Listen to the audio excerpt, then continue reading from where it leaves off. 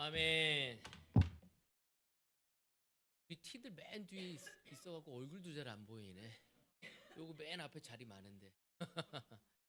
여러분 너무 반갑습니다. 정말로 그 날씨가 바뀌지가 않네요. 저도 우리 김상장 형제가 이야기한 것처럼 본 그 여름 수련회가 딱 끝나고 나서는 또 시원해질 줄 알았는데 습도도 많고 우선은 날씨가 비록 덥지만 그래도 하나님께 감사하게 시원한 곳에 예배를 드릴 수 있어서 하나님께 찬양을 돌리고 싶고요. 지난주에 저희 장모님이 이제 수술을 하셨거든요. 많은 분들이 기도해 주셔서 너무 수술이 잘 되었습니다.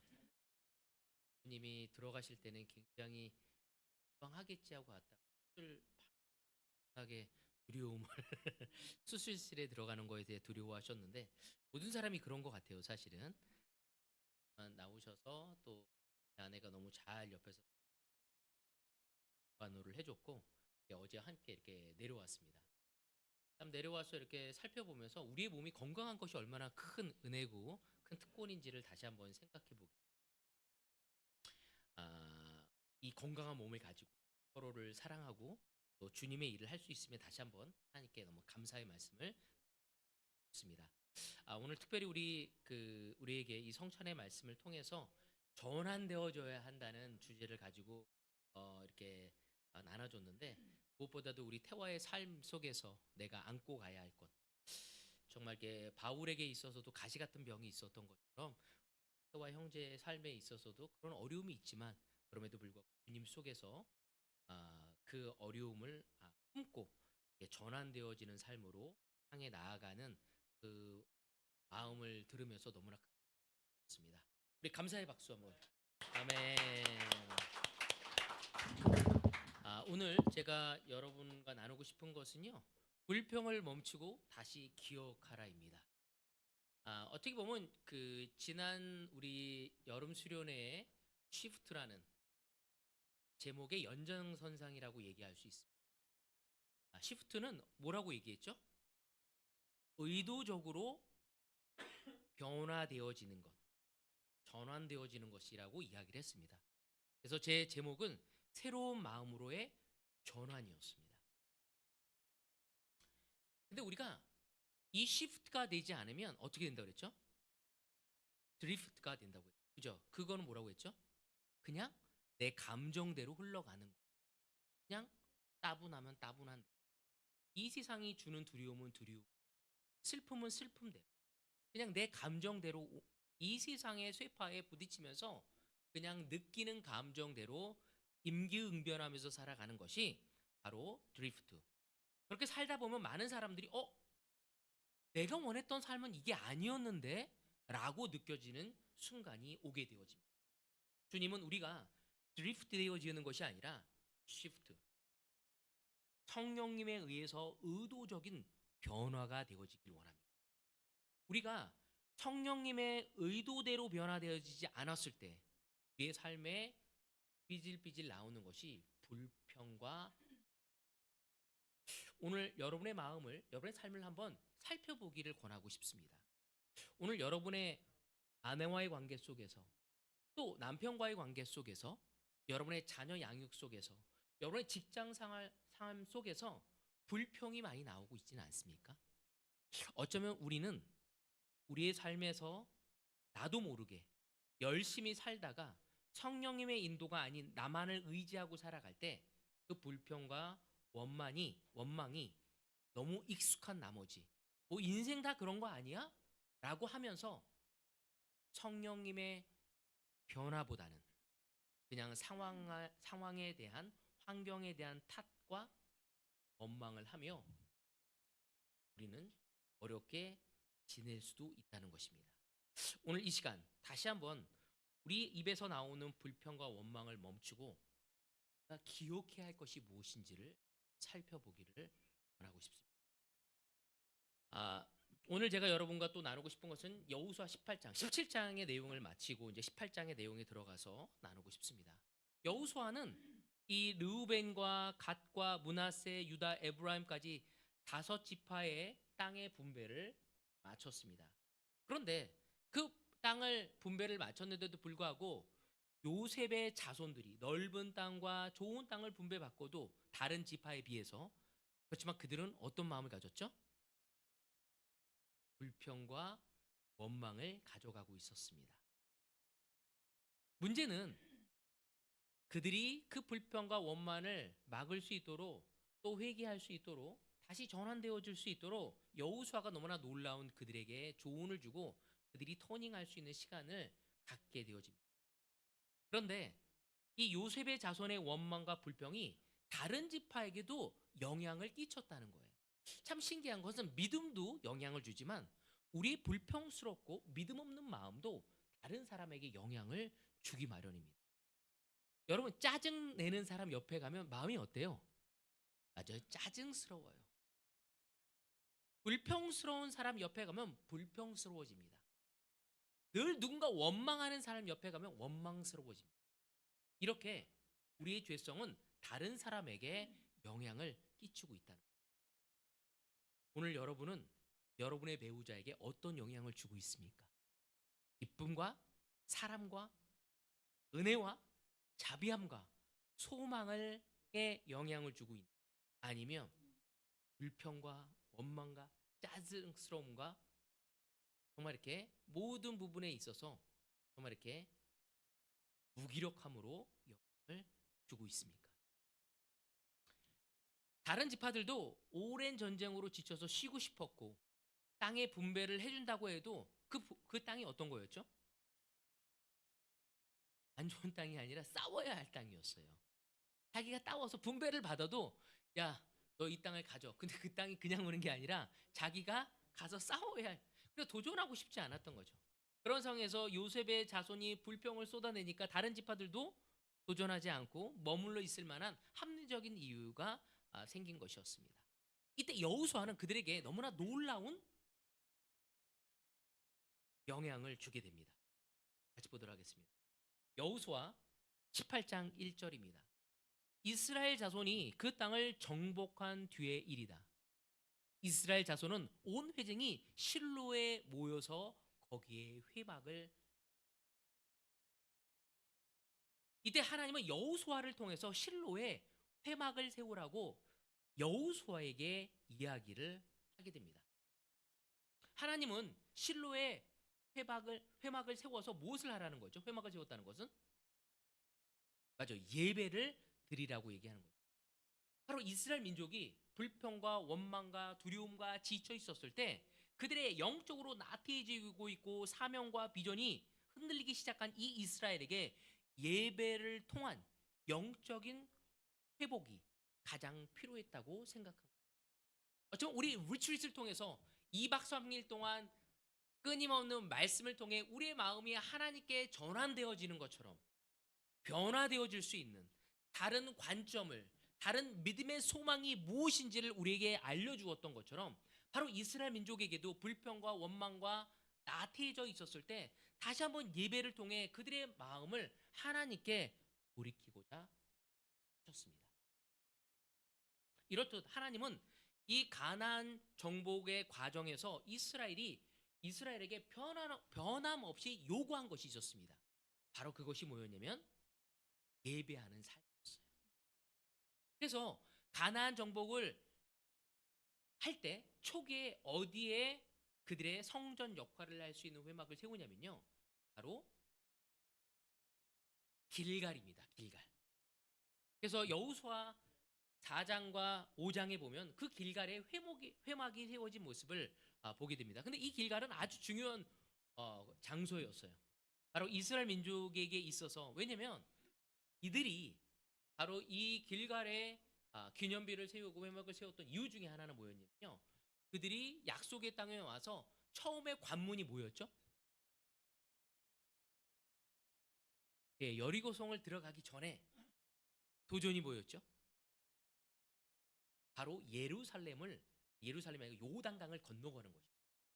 요단강이 그 당시에 그 범람을 해가지고 너무 깊고 넓어진 거였어요.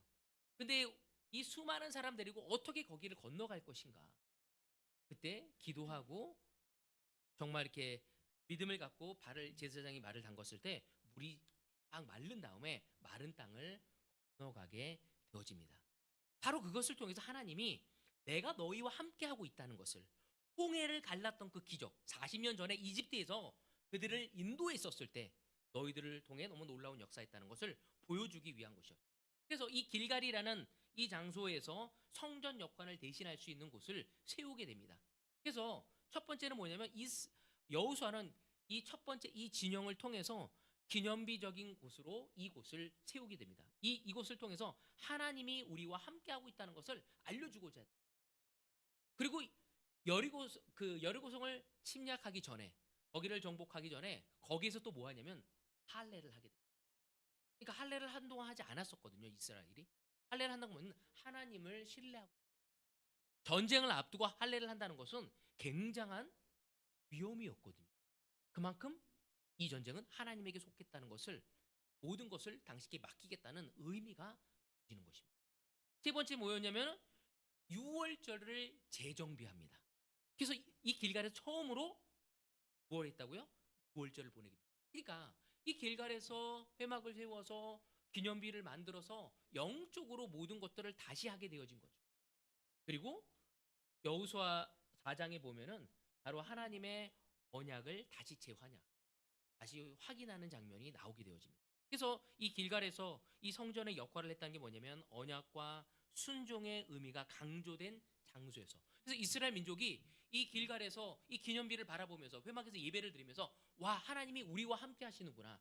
하나님이 40년 전에 정말 모세를 통해서 이 약속의 땅에 데려오기 위해서 보여줬던 그 놀라운 일들, 유월절이라든지 정말 이렇게 그 홍해를 가르는 기적이라든지 이 모든 걸 보면서 우리의 힘이 아닌 하나님의 힘으로 이 모든 것이 가능해지고 있음을 그들에게 상기시키려고. 왜냐면 이스라엘 민족은 원래 약속의 땅에 금방 들어갈 수 있었어요. 근데 왜 들어가지 못했죠? 불순종을 했죠. 왜? 불순종한 이유가 있었잖아요. 왜 그랬죠? 왜냐면 가나안 땅을 정탐해 왔었을 때 거기가 너무 두려운 민족들이 살고 있었어요. 그들하고 비교했을 때 그들은 마치 메뚜기와 지나지 않은 아주 나약한 존재가 된 거죠. 삶을 살아가다 보면 수많은 것들이 내 인생이 다른 사람의 정말 메뚜기처럼 느껴지며 초라하게 느껴질 때가 있거든요. 그래서 우리는 믿음의 도전을 하지 못할.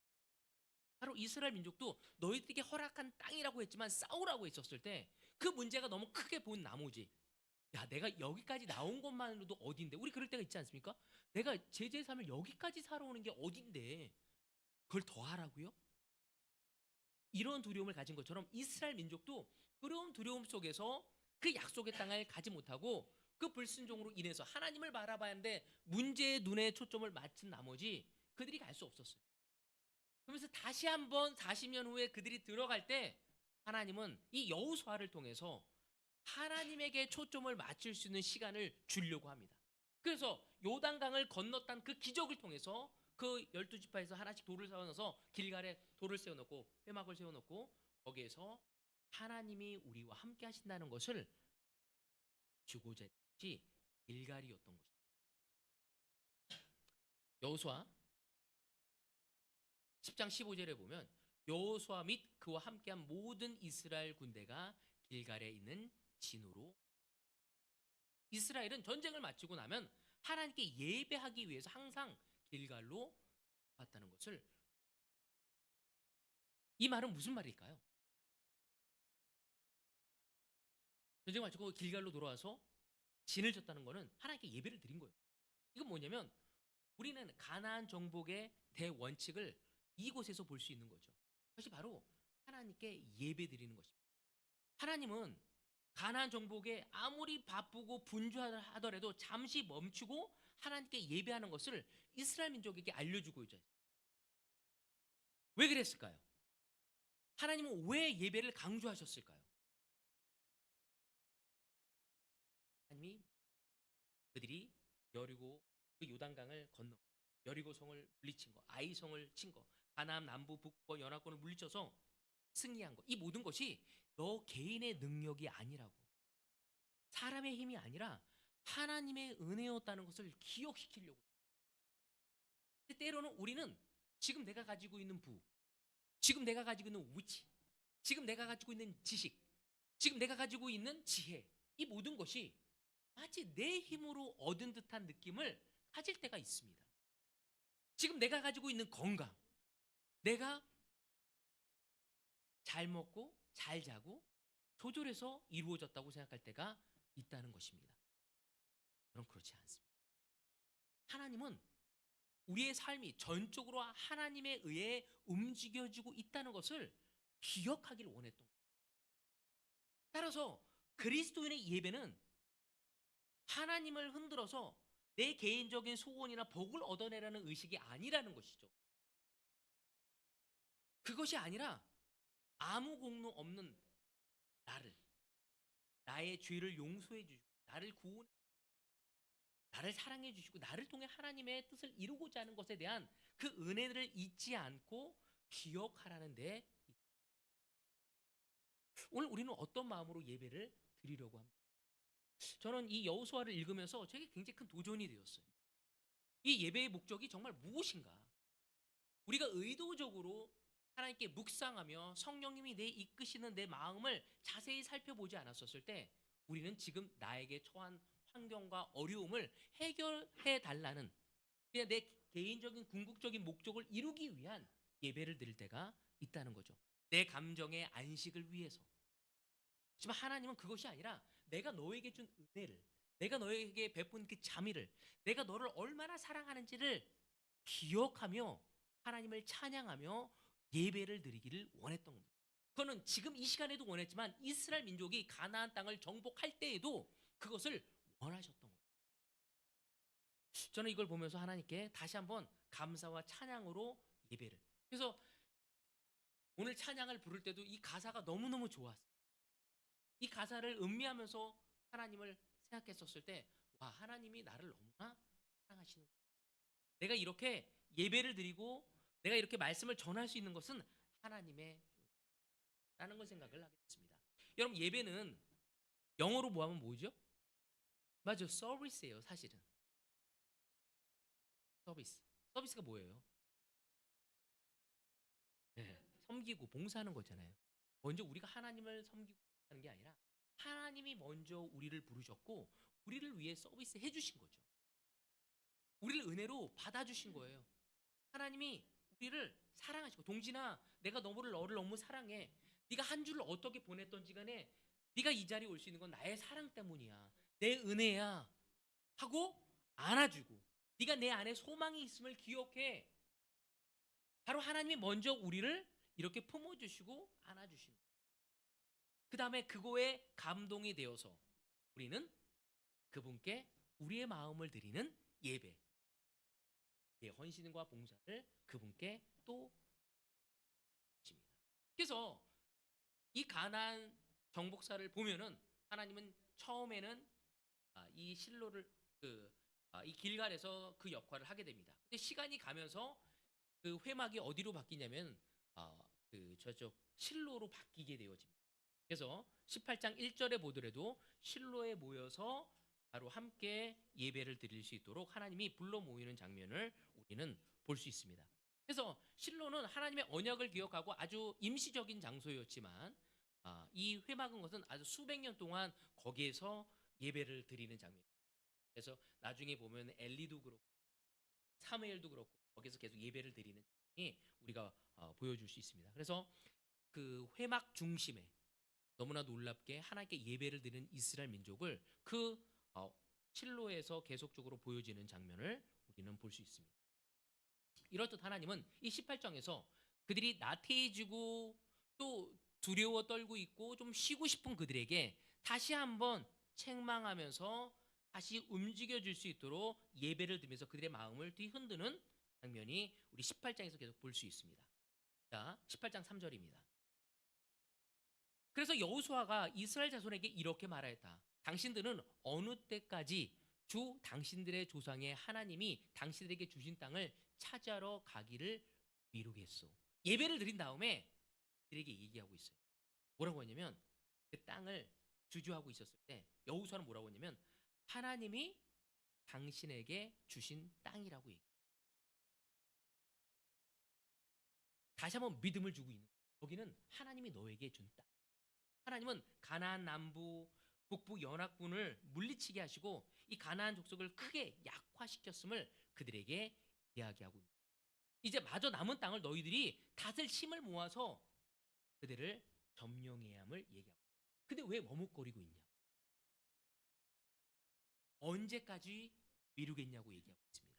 근데 제가 이 미루겠다라는 그 단어를 히브리어로 이렇게 단어를 찾아보니까 이게 뭐라고 하냐면 느슨하게 하다, 움츠러들다, 게으름을 피우다, 실망하다의 뜻을 가지고 있습니다.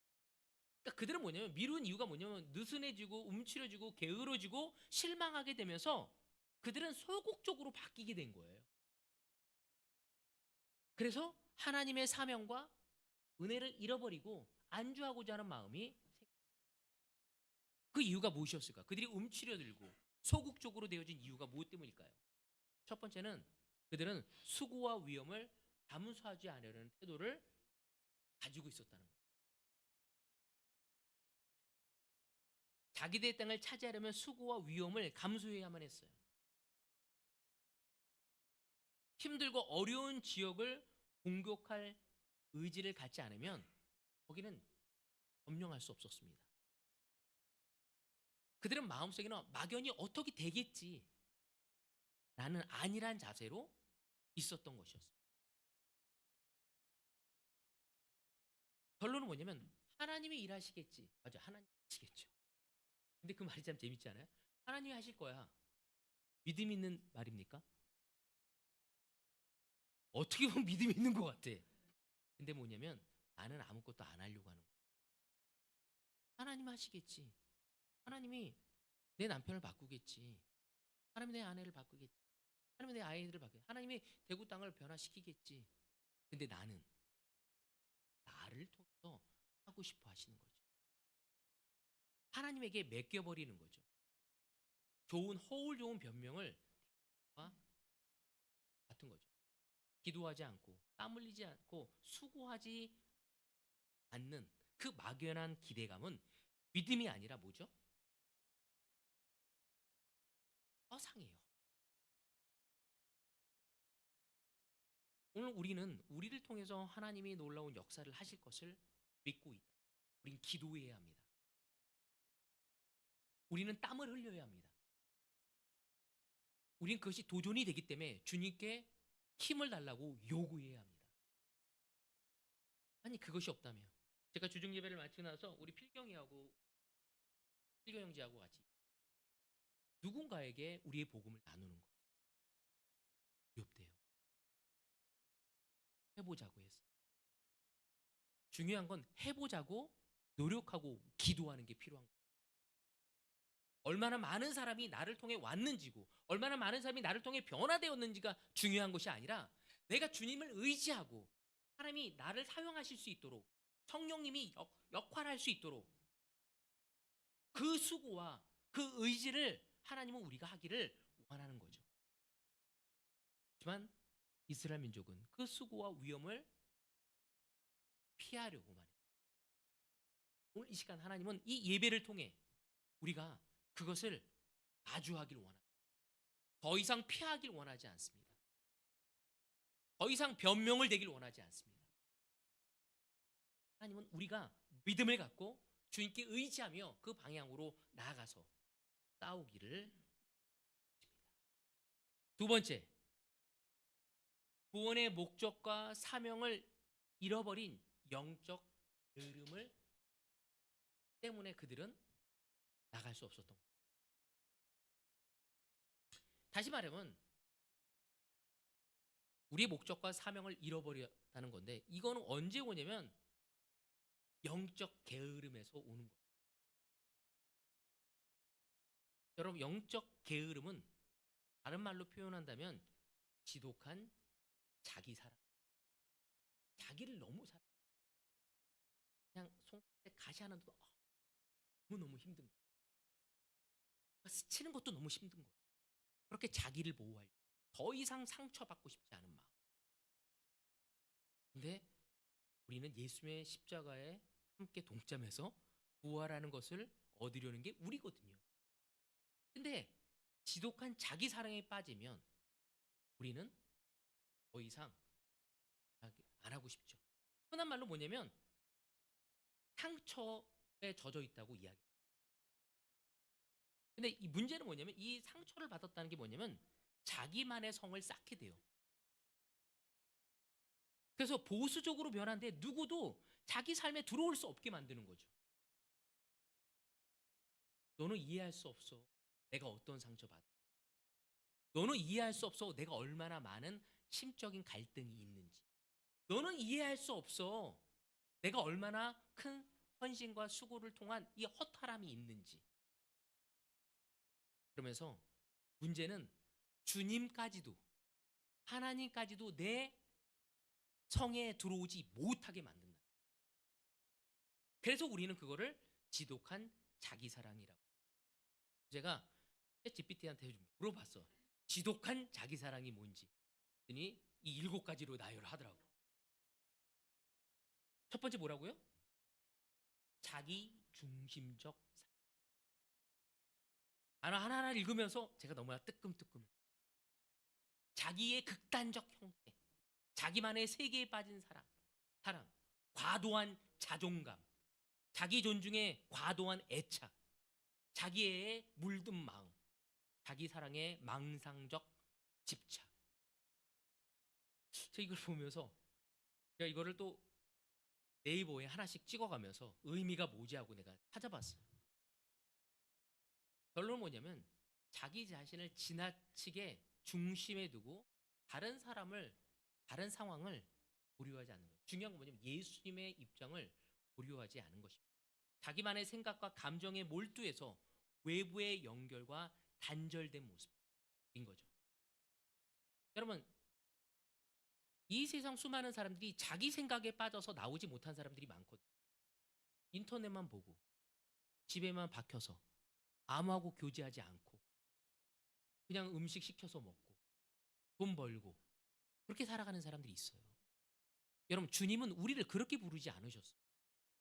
때로는 우리하고 불편한 사람에게도 다가가길 원합니다. 때로는 우리하고 너무 전혀 다른 사람에게도 다가가서 그들과 함께 공유하고 그들과 함께 교제하며 즐거움과 비전과 꿈을 꾸며 우정을 나누기를 원하고 있습니다. 어른들 말씀에 이런 말씀이 있습니다. 갑자기 많은 돈을 벌면 사람이 어떻게 된대요? 여우 형제 변했어. 아내 아내를 만나던지 변했어. 이성구 형제 변했어. 캠퍼스에 나서 기타 치고 노래 불렀던 친구인데. 여러분, 이 시간 우리는 변해야 돼요. 네.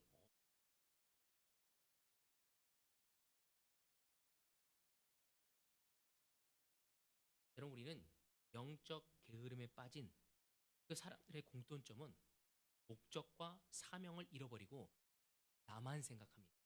내 건강, 내 부, 내 안정감, 내 감정. 우리는 그리스도인이 되면서 그 모든 것을 내려놓고 예수의 십자가를 날마다 지고 날마다 나를 부인하며 그분의 삶을 살아가기로 합니다. 영적 게으름은 지독한 자기 사랑에 따라서 우리는 이 영적 게으름에 빠지지 않기 위해서 그 어떤 상황 속에서도 예배를 해야 합니다. 그 예배가 뭐죠? 하나님께 초점을 맞추는 것입니다. 좀 나의 생각을 내려놓는 거죠. 내 감정, 내 상황, 내 환경에만 빠져 있는 걸 내려놓고 주님을 중심에 두는 것을 이야기하는 것입니다. 우리가 상처를 받았다면 예배 자리에서 그 상처를 치유받고 다시 사명의 자리, 비전의 자리에 쓸 수 있는 것은 그분께 우리의 마음에 중심을 둘 수 있도록 허락되어졌을 때, 그때 이루어지는 것입니다. 하나님은 그 이스라엘 민족에게 회막이 세워진 그 실로가 왜 중요한지 그 회막에서 다시 한번 너의 사명과 내가 주고자 하는 너의 뜻과 비전을 되찾기를 원하고 있는 거예요. 그래서 다시 한번 그들이 사명의 자리로 되돌아가기를 원하죠. 여호수아 18장 4절에 보면 당신들은 각 지파에서 세 사람씩을 선출하시오. 예배를 보고 나서 도전을 줍니다. 왜 머뭇거리고 있냐. 그 다음에 뭐라고 하냐면 각 지파에서 세 사람씩 선출하래요. 내가 그들을 그리로 보내겠소. 그들이 가서 그 땅을 두루 다닌 뒤에 자기 지파가 유산으로 받을 땅의 모양을 그려서 네개로 가져오도록. 뭐라고 얘기하죠? 여호수아는 그들에게 지체하고 있는, 머물고 있는 그들에게 처방을, 도전을 줍니다. 뭐라고 하냐면은 너희들에게 허락되어진 그 땅에 가서 그 땅을 그려서 나에게 그려오도록 하고. 그래서 그리다라는 단어를 그 히브리어로 찾아보면 카타브라는 단어로 쓰여 있는데 그 카타브라는 그 히브리어서 그 단어를 찾아보면요, 상세히 기록하다라는 뜻을 가지고 있습니다. 이 말은 뭐예요? 여호수아는 사람들에게 자세하게 그려서 내가 얻을 땅을 상세히 그려서 가져오라는 것이었어요. 그래서 여기 보면 18장 8절에서 9절 계속 읽어보면 그 땅의 모양을 그리러 가는 사람들이 떠나려 할 때 여호수아가 그들에게 지시하였다. 가서 그 땅을 두루 다녀보고 그 지도를 그려서 네개로 돌아오시오. 내가 여기 실로에서 주님 앞에서 제비를 뽑아서 당신들의 몫을 정하겠소. 그 사람들이 가서 그 땅을 두루 다니며 성읍의 명단을 작성하여 책에 7몫으로 그려서 실로의 진에 있는 여호수아에게 왔다. 그들에게 도전을, 너희들이 허락되지 그 땅에 가서 그 땅을 정찰해보고 그려서 자세히 그려서 가지고 오라고. 그래서 그들은 어떻게 하죠? 말로 여호수아의 말을 듣고 일어서 떠납니다. 그 땅을 두루 다니면서 자세하게 그려서 그 여호수아. 제가 어떤 책을 보니까요, 유대 그 역사학자 그 요세푸스가 썼는데, 요세푸스가 이 이스라엘 민족이 이 여호수아의 도전을 받고 자기들의 그 받을 그 땅을 정탐하면서 그려서 오는데 얼마나 시간이 걸렸다고 표현한지 아세요? 얼마나 걸렸을 것 같아요?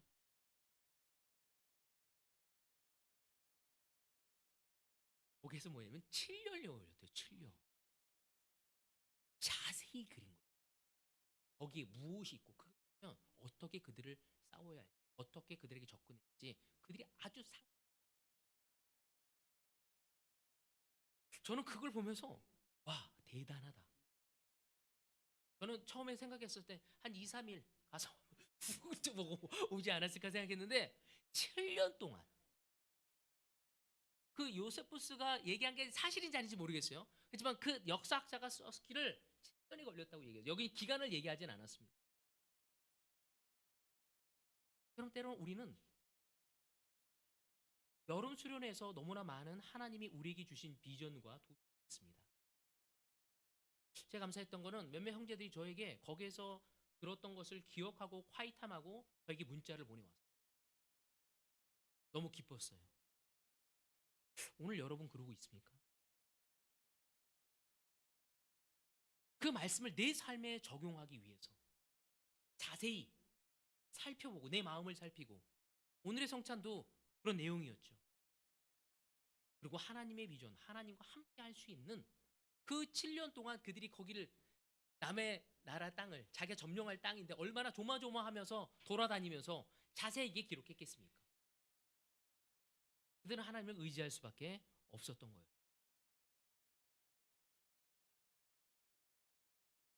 진격하기를 머뭇거리고 있는 7지파 사람들을 움직이도록 한 것이 뭐였냐면, 너희들이 하나님이 너희들에게 허락한 그 땅에 가서 그리오라고, 더 이상 미루지 말라고 이야기를.